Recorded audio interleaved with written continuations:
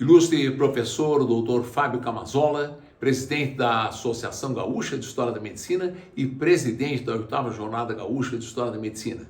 Ilustre professor Dr. Carlos Gottschall, presidente de honra da Associação Gaúcha de História da Medicina. Ilustre professor Dr. Carlos Ritter, coordenador da mesa, e acadêmica Pamela Heck, secretária da mesa. E minha querida amiga, professora doutora Maria Helene Itaqui, vice-presidente da Associação Gaúcha de História da Medicina, a quem eu agradeço um honroso convite para fazer esta conferência. Demais e ilustres participantes desta jornada, é um imenso prazer estar participando desta jornada e nós vamos falar sobre a ética e ciência das origens ao século XXI. Naturalmente, no início da humanidade, os caminhos do ser humano foram muito escuros, principalmente em relação à ciência, ao racionalismo e à ética.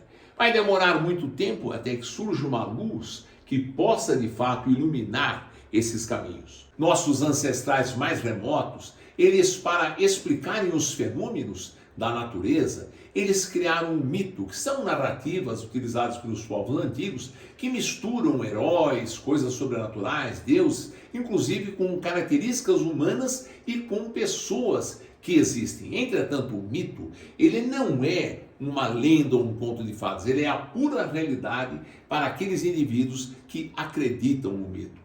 A mitologia é o estudo do mito e todas as culturas tiveram as suas mitologias.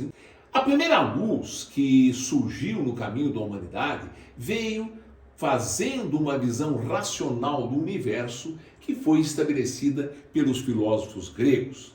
Esses indivíduos geniais, eles criaram o racionalismo em relação a tudo que nos cerca na Terra. Filosofia vem do grego e significa amor pela sabedoria, e o termo foi cunhado por Pitágoras. E vários desses filósofos, como Tales de Mileto, como Anaxágoras, Pitágoras, com toda a matemática que ele criou e levou para a Grécia, Alquimeu de Crotona, ele era filósofo e médico. Anaximandro criou uma teoria muito parecida com a Big Bang, que na verdade é a teoria mais aceita para a explicação da criação do universo, do surgimento do universo, e só surgiu em 1948. Mas foi Sócrates que estabelece uma mudança na filosofia, e ele estabelece os princípios da ética. Platão foi discípulo de Sócrates, e é interessante que em Platão há muito da medicina atual. Em Fedro, por exemplo, ele disse que a palavra pode agir como veneno e pode agir como remédio. Isso é uma base da medicina integrativa. Aristóteles, que foi discípulo de Platão, ele na verdade ele estabeleceu a lógica, e na ética ele diz que para ele todo conhecimento, todo trabalho deve visar algum bem. Mas filosofia não é ciência, porque no método filosófico permite-se trabalhar com conceitos sem a necessidade de qualquer comprovação. Já na ciência, a ciência busca comprovar hipóteses através de experimentos até que haja uma comprovação. Esta é a grande diferença. O século XVI, após o período obscuro da Idade Média, vai buscar, na verdade, o ressurgimento da Era Clássica e a redescoberta do homem, com gênios como Leonardo da Vinci. E aí, este movimento vai servir de base para o que vem depois do século XVII, que será a grande luz dos caminhos da humanidade, que é o método científico. O método científico vai nascer a partir de Francis Bacon, Galileu e Descartes. Bacon, por exemplo, ele vai estabelecer um método que é o contrário do método filosófico. É o método da indução, ou seja, só após a observação exaustiva de fenômenos poder-se chegar a uma relação racional de causa e efeito. Galileu Galilei, o grande contestador, dizia que a experiência deve estar em plano de igualdade com a razão, para que se possa construir a ciência. René Descartes também ele estabelece que a experimentação desempenha um papel fundamental no caso do raciocínio dedutivo não ser conclusivo. O método científico de Bacon, Galileu e Descartes, na verdade, ele vai ser o alicerce para o desenvolvimento de tudo que ocorreu a partir do século XVIII, chegando até o século XIX, XX e o século XXI.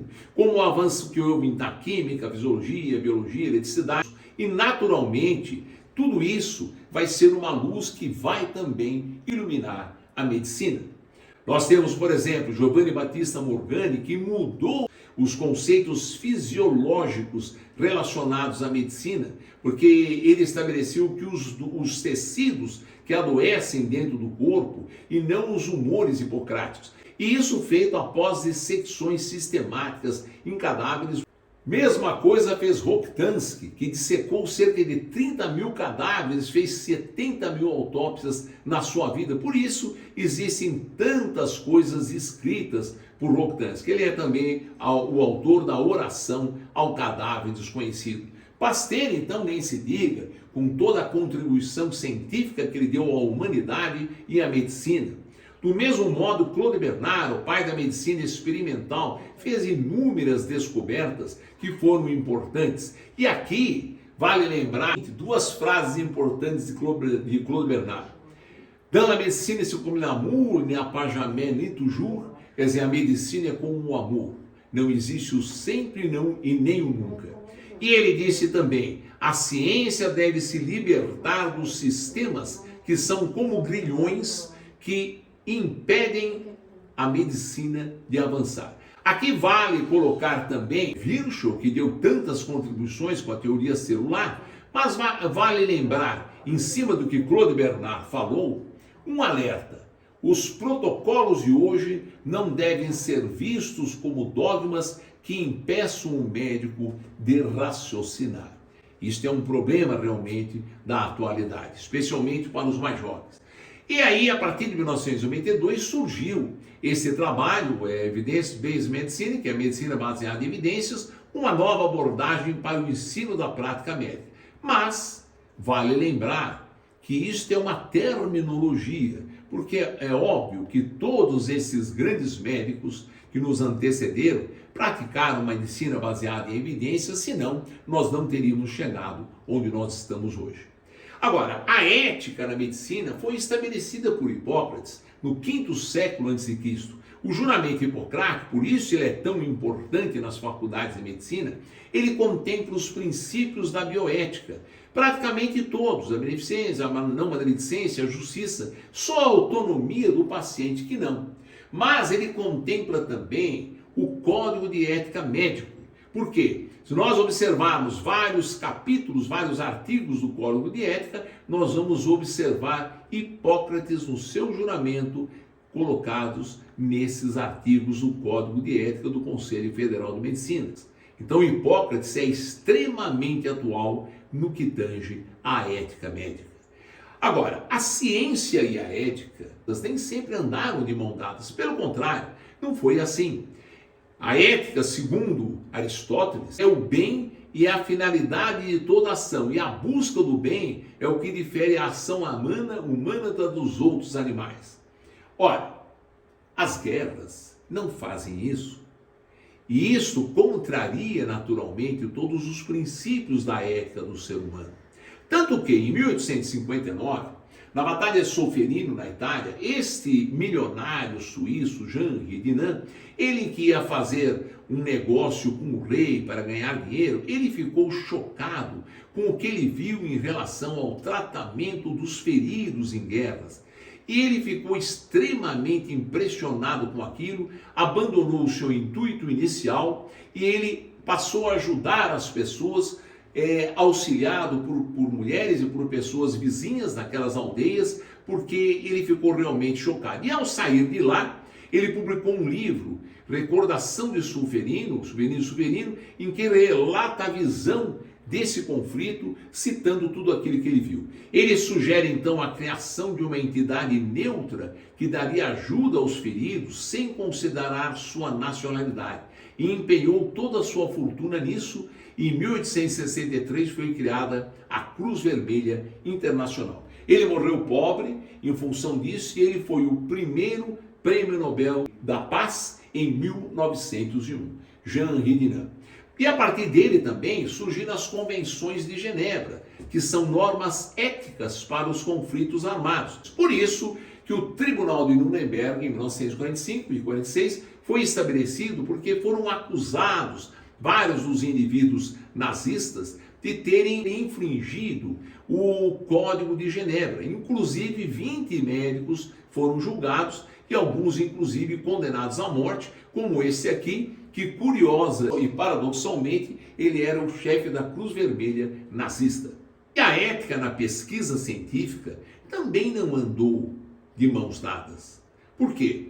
Vários indivíduos importantes, como Edward Jenner, que descobriu a vacina contra a varíola, ele, na verdade, inoculou no menino saudável, em 1796, a varíola para observar o que acontecia e para estabelecer a sua teoria de que o soro da vaca conseguiria coibir a doença no ser humano. Ele realizou novas inoculações em outras crianças, inclusive no próprio filho. Este que descobriu a etiologia da gonorreia, tem o nome dele inclusive, ele também fez experimentos onde inoculava a bactéria em pacientes prostitutas saudáveis. Esse médico americano, ele tratou de um indivíduo que havia tido um tiro de fuzil, e esse indivíduo ficou durante 11 anos sob observação sem que ele, como cirurgião, fechasse a fístula para observar o que acontecia dentro do estômago em relação à digestão. Todos conhecemos as experiências nazistas, durante a Segunda Guerra Mundial e que contrariam a ética, mas não foram só eles que fizeram isso. Os japoneses também fizeram testes com armas biológicas, com armas químicas, vivissecção sem anestesia, congelamento de extremidades. Os americanos também fizeram experiências. Por 40 anos, a partir de 1932, pesquisadores no Alabama, eles observaram pessoas com sífilis, 399 homens negros pobres, sem utilizarem antibiótico. Eles usavam apenas placebo e o antibiótico já estava disponível desde 1942. Esses são os sobreviventes, 74 sobreviventes dessa experiência americana. Fizeram o mesmo na Guatemala e eles observaram infectando intencionalmente pacientes desavisados com doenças sexualmente transmissíveis, subjetivando o estudo de cerca de 700 pacientes. Em 2010, o governo americano pediu desculpas oficialmente ao governo da Guatemala. O Tribunal de Nuremberg, ele estabeleceu várias normas através do Código de Nuremberg em 1947.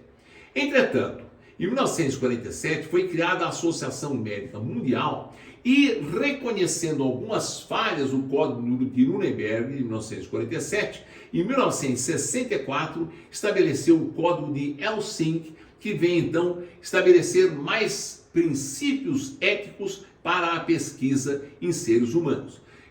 A primeira convenção foi em 64 e houve 7 revisões, a última no Brasil, em Fortaleza, em 2013. No Brasil, inclusive, foram criados os comitês de ética e pesquisa e o Comitê de Ética e Pesquisa, o CEP, o sistema CEP-CONEP, começou a funcionar em abril de 1997. A partir de então, nós podemos dizer que a ciência ética, agora no século XXI, elas podem começar a andar de mãos dadas. E vale a pena, como nós estamos falando de ética, falar algo sobre a relação médico-paciente, principalmente do paciente do século XXI. Porque o paciente do século XXI é informado, contextualizado, estudou o seu próprio caso, sabe os tratamentos, discute seu problema. E tudo isso faz com que se imagine que esse paciente é muito diferente e que a relação médico-paciente também deva ser diferente. Porque ele dispõe de um profissional de saúde muito especial, que é atencioso sempre, disponível 24 horas por dia, disponível em qualquer momento, escuta o paciente pelo tempo que quiser, está sempre atualizado, explica todas as formas de tratamento, mostra tratamentos alternativos, faz a consulta em casa e de graça, que é o Dr. Google. E ainda há o acréscimo das redes sociais. O médico não é mais visto como era antigamente, os pacientes, a família ficava distante e via o médico de uma forma diferente e ouvia e escutava tudo que o médico dizia. Hoje, a tecnologia, na verdade, ela incrementa muito essa relação. Entretanto, será mesmo tudo isso? Essa paciente, por exemplo, é uma paciente que eu operei no século XXI, nesse ano de 2022, e ela não perguntou e não se preocupou em saber o que havia de tecnologia e de aparelhagem no centro cirúrgico. Ela só me fez um pedido: doutor, eu quero ir para o centro cirúrgico com esta fitinha do Senhor do Bonfim da Bahia. Então, na verdade, o cerne da medicina continua estando na emoção. E o que provoca a emoção é a relação humana, não é a tecnologia. Este exemplo, por exemplo, desse quadro em que um médico vê uma criança e foi pintado por Samuel Luke Fields, quando a Rainha Vitória pediu ao pintor que fizesse um quadro que caracterizasse um médico em toda a sua essência. E o que ele fez? Ele pintou esse quadro. E o que é esse quadro? É uma criança enferma que Fields se inspirou no drama que ele viveu com o falecimento do seu filho na noite de Natal de 1877. O quadro foi uma homenagem do pintor ao médico prestativo que assistiu seu filho até a hora da morte. Para que a tela fosse mais real possível, Luke Fields reproduziu em seu ateliê a sua casa, palco do óbito de seu herdeiro. Mas se ele colocou um médico que nem salvou a vida do filho, como que ele faz esta homenagem? Porque ele entendeu que o médico agiu como um médico, fazendo tudo o que ele podia naquela época para salvar a vida de seu filho, mas não era possível naquele momento. E entendendo isto, ele colocou toda a sua emoção como uma homenagem ao médico que exerceu a medicina na sua essência, embora não tivesse salvo aquela criança. E hoje, quando o médico vê a aparelhagem e se empolga por demais, achando que a tecnologia realmente vai ser mais importante e que o paciente quer exatamente isto, e que tudo isto é um passado muito distante, que na verdade as coisas são muito diferentes, que o médico não é mais visto desta forma, que o médico é visto como simplesmente um prestador de serviços comum. Será que é isto que passa na cabeça do paciente? Essa paciente, por exemplo, eu ia fazer uma cirurgia de nariz e ela, em 2013, ela me mandou este e-mail. E ela diz: e sabe o que o senhor significa para mim? Uma espécie de anjo com o poder de realizar uma prece. A medicina é fantástica. E ela completa: é um dia bem especial para mim.